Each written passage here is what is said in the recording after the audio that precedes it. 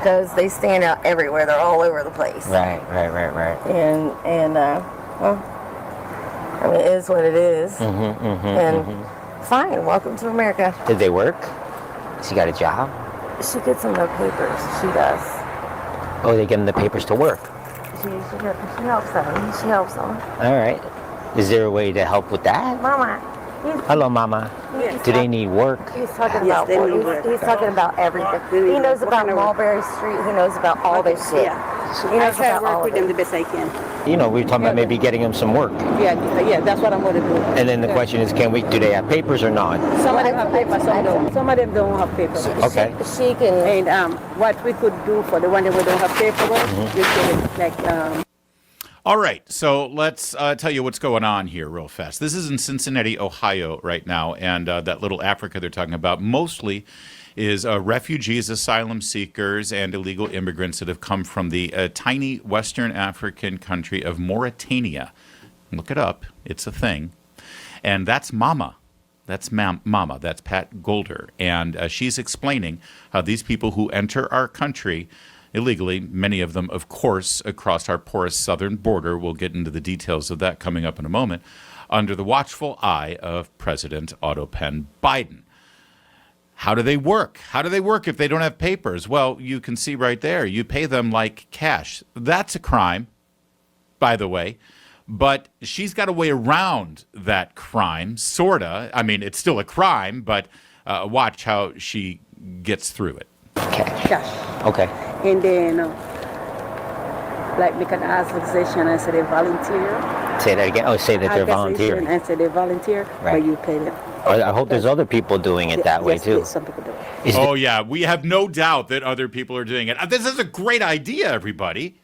I hope that every major corporation in America is watching this. You don't have to pay payroll tax or Social Security or Medicare or file any W-2s or any sort of federal income taxes on anybody. Just pay them in cash and say that they're volunteers. By the way, could the bosses at Town Hall Media please convert me into this system? This would be fantastic. Just pay me the cash, and if anybody asks, hey, what's going on with Larry O'Connor? He hasn't filed any tax returns for all the work he's doing for Town Hall, and the bosses can just say, oh, yeah, he volunteers. Yeah, don't try this at home. These laws only apply to certain people, you see, but if you've got Mama on your side, you can get away with it, and trust me, this is not a one-off. What she's about to describe to you is an entire system that she's in charge of. They're like a big company that they can work for? There's like a couple companies take them, but I have to sign for them.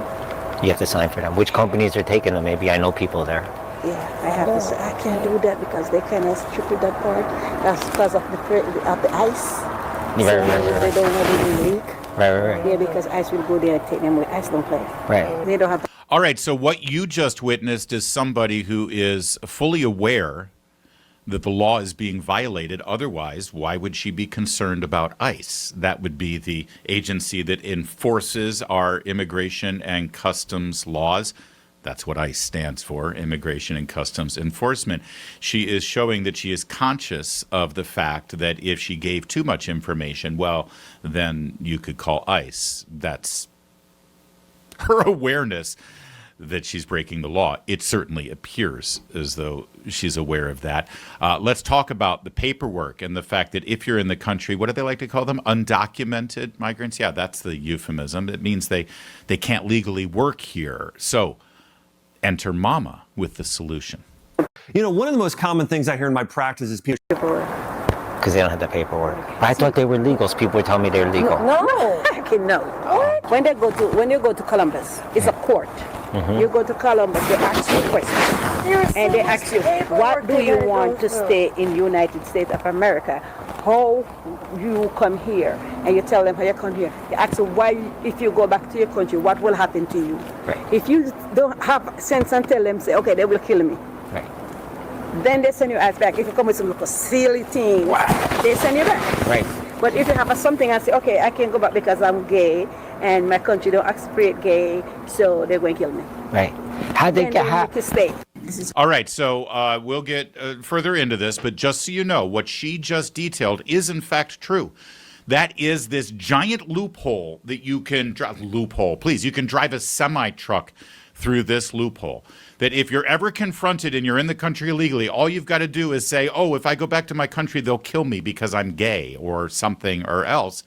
Then you're allowed to stay here. Then you're allowed to claim asylum status. And you get a court hearing where a judge will then determine whether your claims are true. But right now, because of the overwhelming nature of the people who are gaming the system, exactly how you're watching right here, under Joe Biden and under Alejandro Mayorkas, the waiting list to have that hearing for a judge is literally years in the future. So what are you going to do while you're here? Because if you go back to your country, you claim you'll get killed. What do? Well, you get a job and you get benefits and maybe you even get a social security number. Wait, what? You can't do that, can you? Well, again, let's go, Mama. how I do my business. You start working, you have agreement, you have to sign.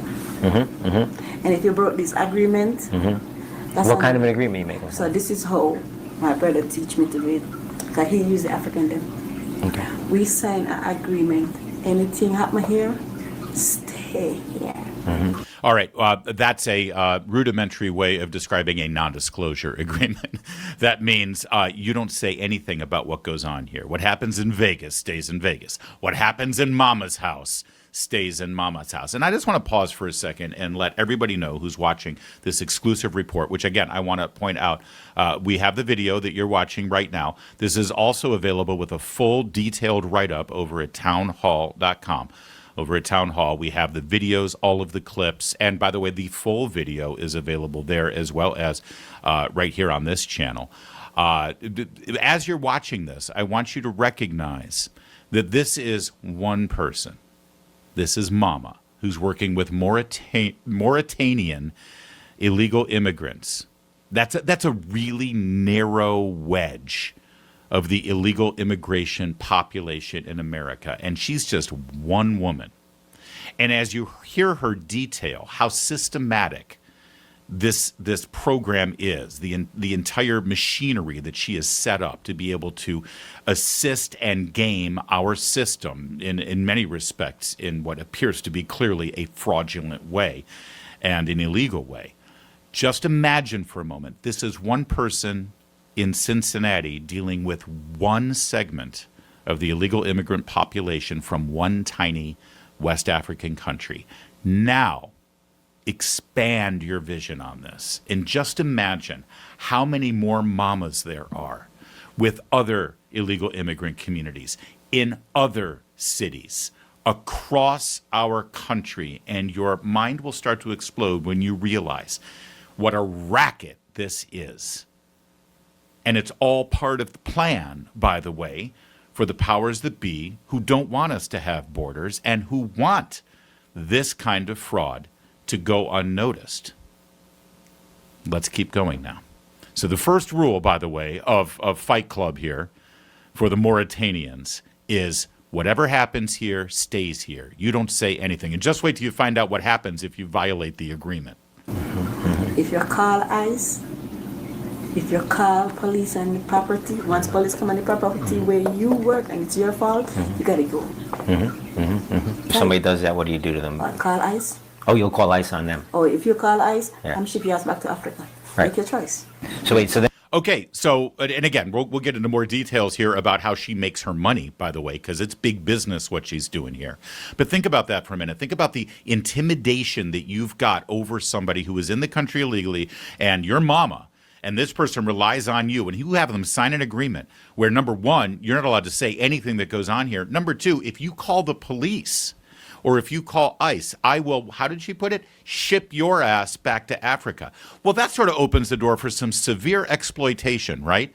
Just imagine the kind of power Mama has over these vulnerable people who, if she wanted to, you know, These people, by the way, these are the people who exploit sanctuary policies, where we're told by Democrats that we have to have a sanctuary law and we're not going to let the cops of our city cooperate with ICE because that will, make it for illegal immigrants. They'll be hesitant and scared to report a crime to the police because they'll be afraid that they'll be deported, which, by the way, is a lie. There is a special visa program already set up for victims of crime, where if they report the crime, if you're in the country illegally and you're reporting a crime, you will not be deported. It's actually the opposite of the truth in this country, but they lie to you and tell you that's why they need sanctuary policies. Meanwhile, here she is actually holding the threat of deportation over these vulnerable refugees who have come to this country, and she says, if you call the police,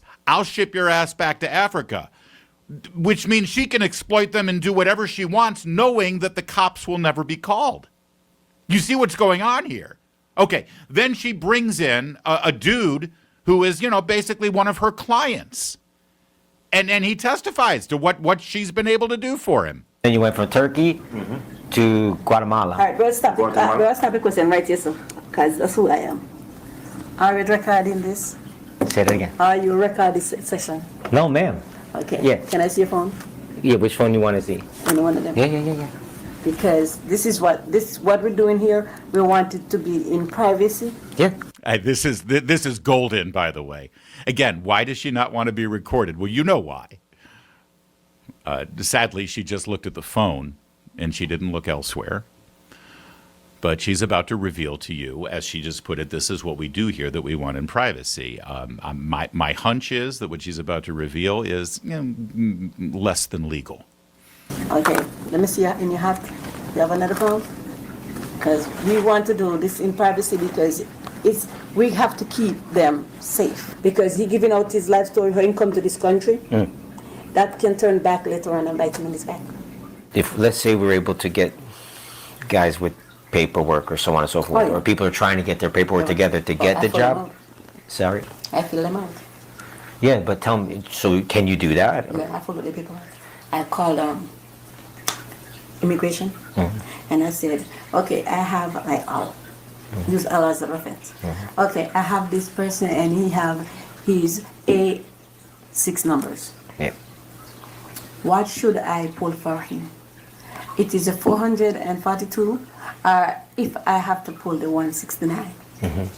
Then she said 169. I go to the library. I pull 169, get a copy. Then I fill it out.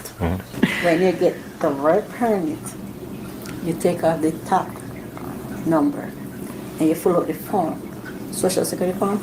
You put this, there's a place for the 8 numbers. You put in the 8 number right there. Then Social Security will mail you the card. Okay. All right. Now she's explaining right now, it appears, how she can use the various forms that are available for people who are trying to obtain a work permit. She fills out the form on their behalf as their agent, which I don't think is entirely legal, by the way. And then she removes the top form of the number and puts a different Social Security number in for various people, thus obtaining a work permit all under the same digits. That's what this appears to be. And now, of course, I'm not a criminal, so I don't think in those terms. I'm just extrapolating. But as you watch her now explain this, you'll see that sometimes they have duplicate numbers for people with the same name, which, I think is identity theft. Let's just keep rolling. So our card comes to me. Yep. So when they get their card, you issue their card on payday. You give it to them. Gotcha.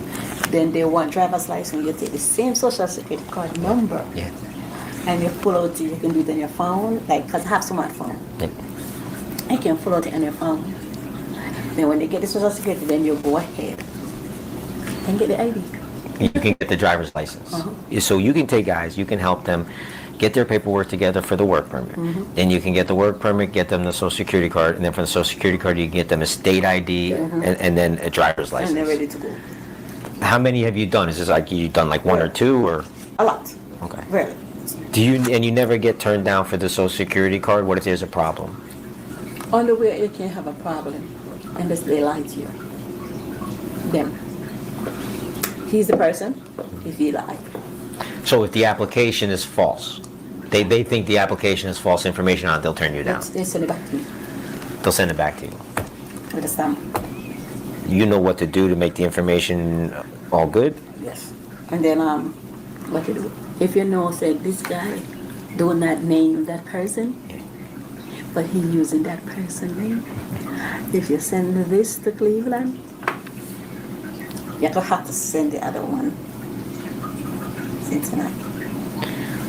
So if you have two people using the same thing, you send their applications to different Social Security offices. Yes, send them same place because they will pick up in their computer. I might have a professional. All right, so I hope you followed all that because it seems pretty clear what she seems to be boasting about. You got the same guy or two different names that are using the same Social Security number. It gets blocked in Cleveland and it gets sent back. So what do? You just reapply and send it to the office in Cincinnati. And this is where Elon Musk's head explodes. Their system doesn't track it. And then it comes back and it's fine. You just keep applying to different offices until somebody accepts it. And does anyone here, has anyone surprised at all that this is a thing and that this is exactly how inefficient and corruptible our federal systems are?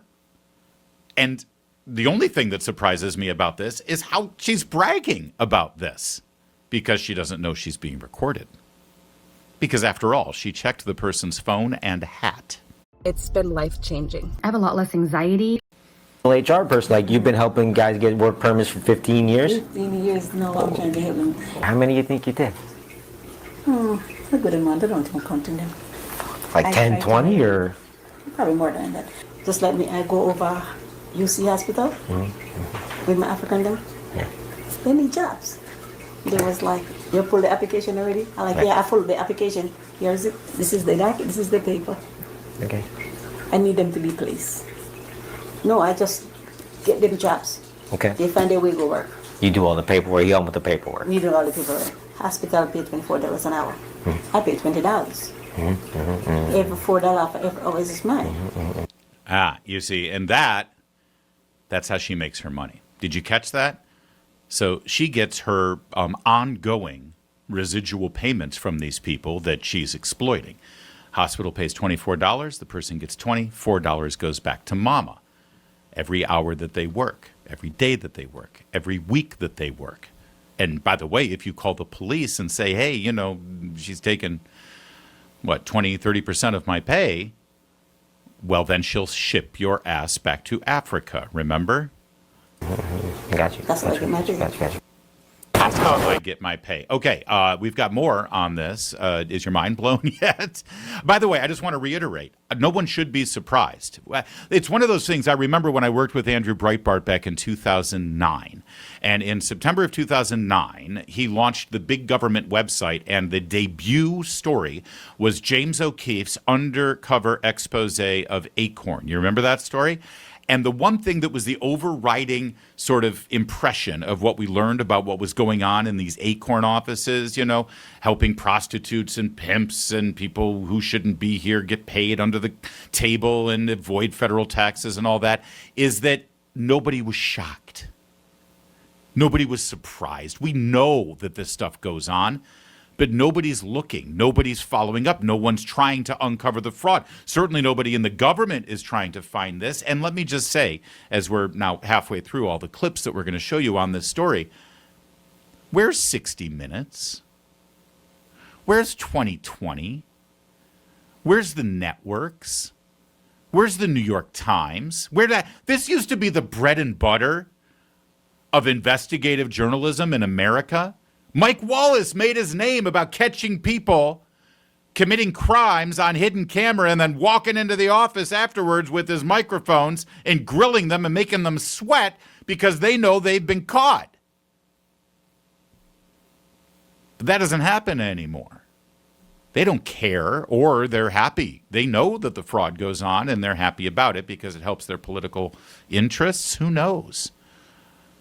But here at Town Hall, we're still interested in these kind of stories. In fact, it's pretty much just been right of center, independent, streaming and web-based journalistic concerns over the last several months or years for that matter that are interested in undercover investigative reports that end up exposing exactly what's broken in this country. All right, back to the clip here. Can get through to the judge. You know, that's the only person you want that to is the judge. Wait, say that again. If I can get through the judge, it's okay. Sometimes it's some people So they'll pay you. Some places drink some big places where you don't even drink alcohol, but you're going to some big places. Right. The big boys sit down and drink. They'll visit those places. Right. Make a conversation with him. Yeah. You see.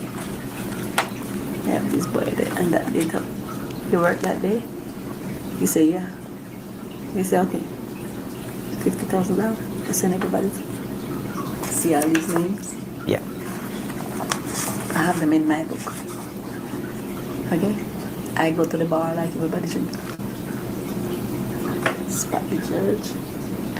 I say, you work on this date? You like, let me see my art calendar. You go in his phone. Yeah? What's your problem? I said, I got all these boys, man. Oh, I remember. Want to let them back here, because they're boyfriend. Hey, you better give me 50J, baby. The judge says that? You ain't scared of nothing. How they live? You know they pay bills just like me and you. Come on, man. Yeah, it may be the most explosive charge in this entire video expose. And let's just be clear here. This is a woman claiming that she can successfully bribe a judge for $50,000 to basically look the other way on the day that he's working in court, or she, where she's got the list of all the boys, as she puts it, who are about to be adjudicated.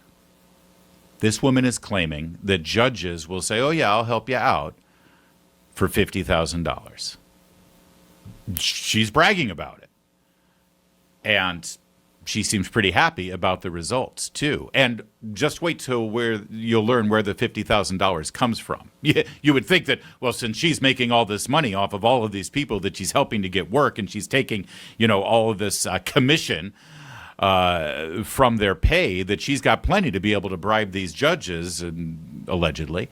Well, no, that wouldn't be good for her business model. You know who pays the $50,000. The same people that she's exploiting, that she's threatening to deport if they say anything about the illegal activity that they're witnessing. Does the judge get paid, though? Be good. Oh, no, nigga, you gotta help me. I'm gonna come back and say, watch out. We have this deadline. We need $50,000. And then the list me look, count them down. Calculating. You give me this, you give me this, gotta make the money. Right. We have 40 men. Got $50,000. So everybody got to pay $1,200. But then you have to do the dangerous part of getting it to the judge. Right, exactly. So you like it. See something they call lime, where you can trace back. What's it called? Lime? Lime. Uh-huh. Oh, it's an app. You can trace back. And you send it on through Lime. You send it through Lime.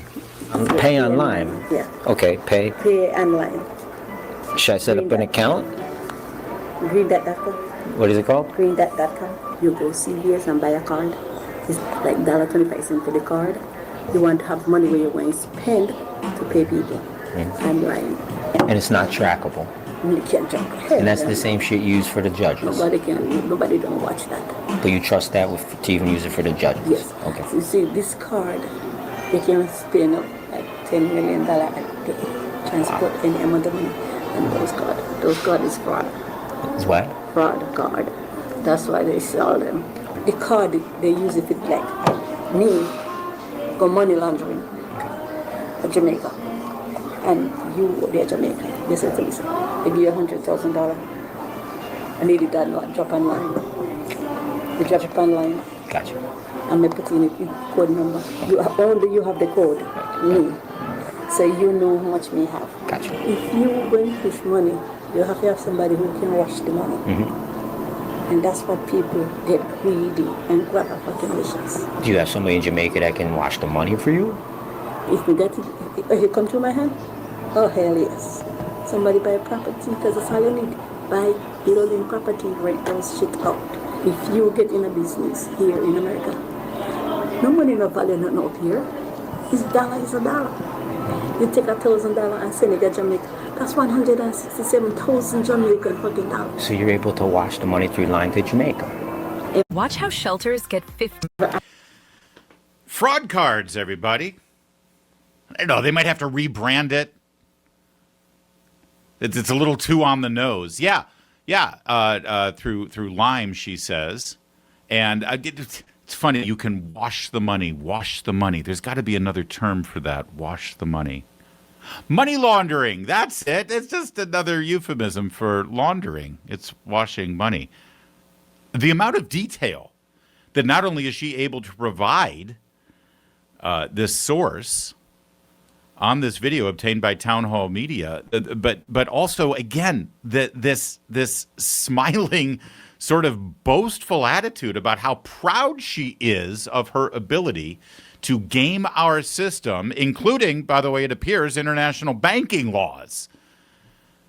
With money, I just want to reiterate, she claims she can then wash and convert into what she claims is a $50,000 bribe for a judge. And she got a lot of that money, or all the money that ends up going to the bribe, through the list of the individuals who are fearing criminal repercussions or deportation. She goes back to them and say, you all have to pony up this 50 grand.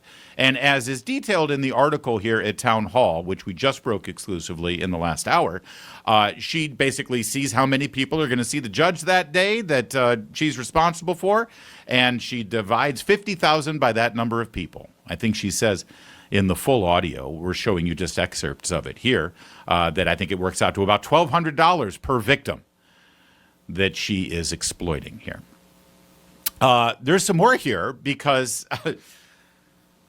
amazingly, her boasts about how she games our system goes well beyond just the immigration fraud that appears to be happening here. She's also exploiting veterans of this country. You'll see it in a second. Keep watching. African will come in this country. Asian, Caucasian, Mexican, African, all these niggas coming into this country.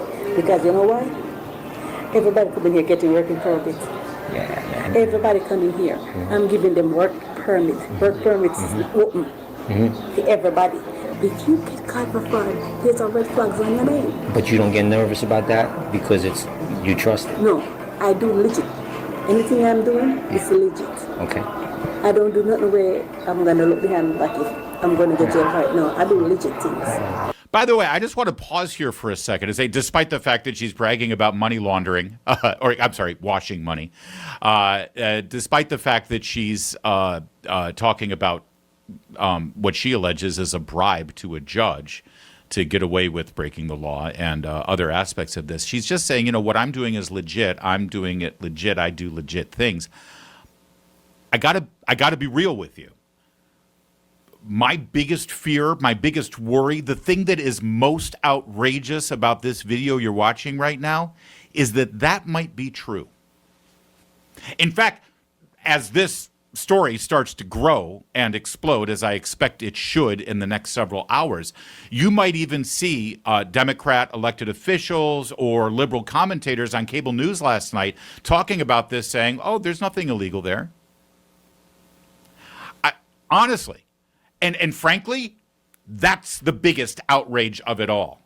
If everything that she is describing here about how she gets illegal immigrants and she fills out their forms for them and she games the system with potentially duplicate Social Security numbers so that they can get their work permits, and then she takes portions of their savings or portions of their earnings for her commission on an ongoing basis and threatens them with deportation if they say anything, which sounds a lot like indentured servitude to me.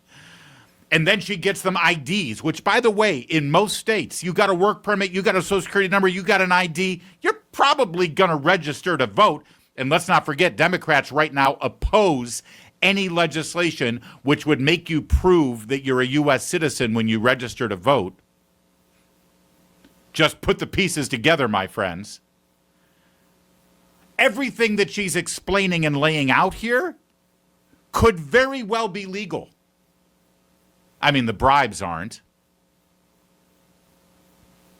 And that's the biggest outrage of them all. That our laws in this country could very well be crafted in such a way that this is all, as she puts it, legit. And that's why we keep voting over and over again for whoever stands before us and saying, I'm going to stop all this. I'm going to fix all this. It sort of puts in perspective why one political party in this country wants to demolish, dismantle, and defund ICE and kick ICE out of their cities because ICE is responsible for enforcing this stuff. Right? Watch what salt does to blood pressure. See this branch of arteries right here? The Mayo Clinic calls it the left anterior descending artery. I call it the widowmaker. It's where the majority of plaques form over the course of your life and where almost half of all heart attacks take place. But when you do this for 7 seconds, all those plaques flush out. I'm going to show you something about your blood pressure that might surprise you. Everyone knows your heart is made up of valves and blood vessels, right? But what nobody talks about is this specific Y-shaped artery right here. Doctors call it the left anterior descending artery, but I call it the Y-trap. See, arteries are responsible for moving blood through your body, and this Y-trap, it's the busiest blood highway in your body, which on the surface really doesn't sound too scary, right? But here's what nobody tells you. This isn't just another artery. More blood flows through the Y-trap than any other vessel in your body, and because of the high blood flow, the Y-trap endures more damage than other arteries over the course of your life. When an artery is damaged, your body floods the site with white blood cells and sticky plaques. In an attempt to seal the damage, these plaques cement themselves to the walls of your arteries. But over time, they build up, stiffen, and narrow your blood vessels. And according to the Cleveland Clinic, the Y-trap is known for dangerous levels of plaque buildup, leading to high blood pressure, organ failure, and fatal heart attacks or stroke. What's worse, the Y-trap is famous among doctors as the widowmaker because of its high risk of death. Watch what happens. Because of the sheer amount of blood flowing through, and because of its unique shape, the Y-trap becomes a traffic jam of plaques that slows everything. And once plaques are formed, the pressure from the backed up blood flow causes more damage to the Y-trap, which means the buildup that's already there grabs onto even more plaques, slowing down the flow, increasing your blood pressure, and making the walls of your artery dangerously narrow. It's a lot like trying to force water through a rusty, clogged pipe. And once these plaques are stuck in the Y-trap, they accumulate fast, until one day your chest hurts, your arm tingles, and the blood in your Y-trap has nowhere to go. And here's the worst part. The Mayo Clinic confirms blood pressure meds don't reduce plaques. Cutting out salts can actually increase your blood pressure.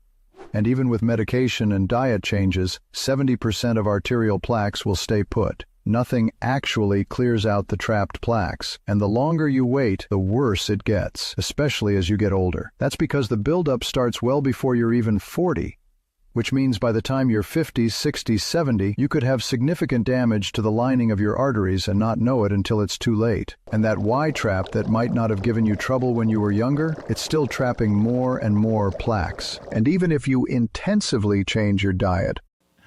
All right, a little bit more of Mama here bragging about all the legit work she does. So As long as you don't get caught. no, I do legit. So when you send the money to, say, the judge, that's legit. Yes. We have one day we go back to face the judge, but I get my lawyer to go to court with him that day. Yeah. You have to have a lawyer. We can go to the judge because that's the one who talk to the judge, is the lawyer. You get the lawyer and you say, okay, we have this sheet of paper. I need you to ask the judge how much to carry these people 3 more years in this country for me to get this project done. And you say, okay, give me $50,000. You send the $50,000 to the lawyer. Yes, $50,000 going to split up between everybody. Between the lawyer and the judge. Judge, here how them get money. Attorney, you walk up in their office, cash money, have no trail. Here's the money, sir. But you have one you've used. You would use I got Weber. Weber? who? Michael Weber? Michael Weber? Yes. Where's he at? Lebanon? No, he's in Cincinnati here. What kind of attorney? Is he immigration? He is like immigration. He is like if you get injured, he's white. He's white guy. Yeah. Bald? Yeah. Yeah? Yeah, Glasses? anybody. Yes. This is what people don't understand. Just put on their pants and see we're like us. Yeah. And you don't go to them with no naked pants. They need to wear tights, Right. leggings. They need their hair done. They need their fingernail done. So when I go to them, it's like, what's up? This is what we have. You have an envelope for them? There's 4 or 5 names in there already. Names where you need to get help. And you're like, okay. So then, Now, I know she claims that that's legit, and I'm no lawyer.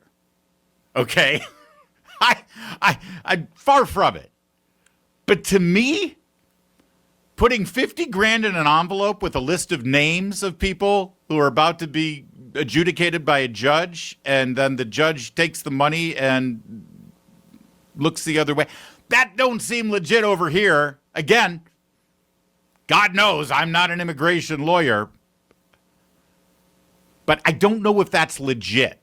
Someone should look into that. And by the way, we here at Town Hall Media, we have, in fact, alerted the authorities on this story as we've broken it in the last hour. I'll give you details on who knows about this right now and what the next steps might be. But let's just finish up this portion of it, shall we? Look at this. Just look. and you talk to him, you got your envelope, you show him some names, You put the whatever. name in the envelope like a cash money. Yes, what? No cash, just No, the names. just the name. You see this judge right here? Which one? This one right here. I can't see it.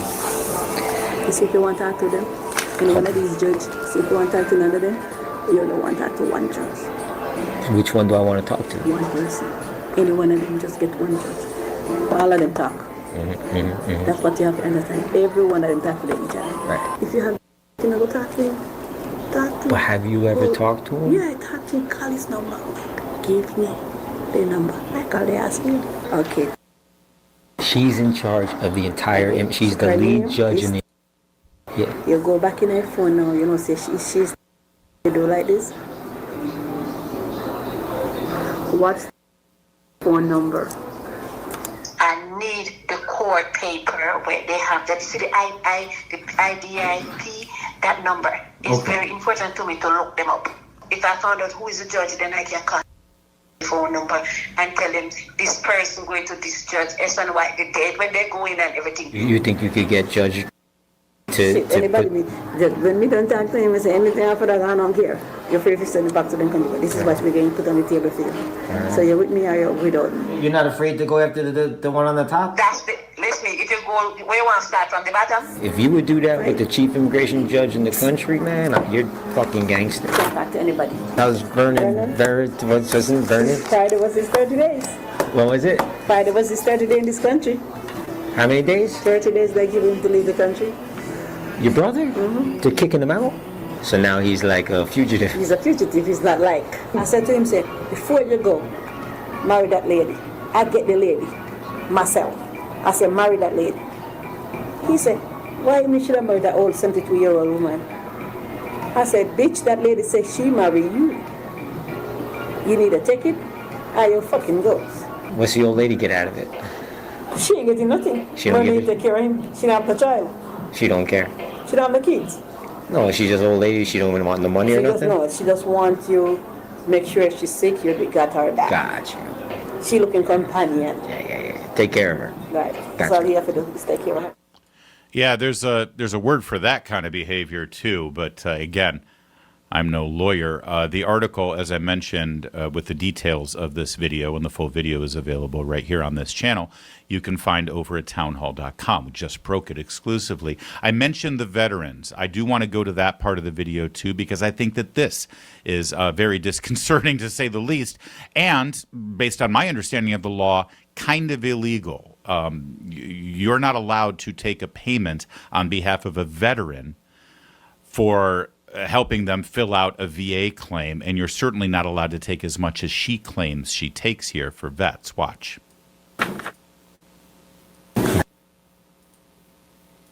I fight for the veterans. You apply for veterans? Fight. Oh, you Like fight say for if a veterans. veteran come and he's not getting all his assistance, Yeah. I feel that it's them paperwork and get all his assistance. How do you meet veterans? By go to the veteran place. You know what you do? You just go around doing this Just stuff? go to the veteran place. And then you see them sit down out there, some of them linger around and they're very frustrated and you're like, hey, how can I help you today? What's your problem? You look real stressed out. And you were like, yeah, because I come over here to see my caseworker and she wasn't doing this. I said, who is your caseworker today? And she was like, said, okay, Mark. I said, Mark, number 2? And he was like, yes, you know him? I said, what's your name? She told me her name. Hey, Mark, what about this person? And he would tell me her story of what she shot. Did she need this? She need that? She need this? She need that? Then I made her, and I go back to her. I said, listen, if you can get me the transcript card, you know why they discharge you from the army, you know, tell him all the Mark want. Because some of them, you know, so them send for that paper where they come transfer them from the army. That's our life story. Some of them lost it. Yeah. Some of them don't know what they do. Then they have to reply back there. Right. So when they get that, they bring that to Mark, and then you have to find out one way you can get. Okay. Suppose when he was in the army, you have diarrhea because the water system was bad. You lose a leg in the war, you have to apply for that leg. Then everything have paid.